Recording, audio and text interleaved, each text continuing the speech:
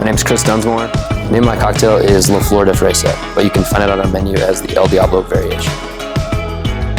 The cocktail is light, refreshing, aromatic.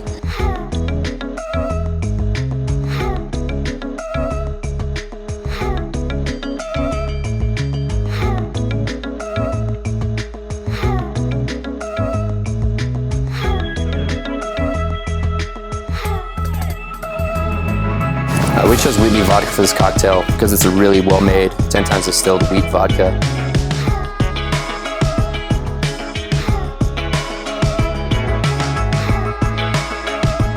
One of the things that really inspires me when making cocktails is the seasons changing. I really wanted flavors that were fresh and bright and light, something you could drink on a really hot day and just feel satisfied.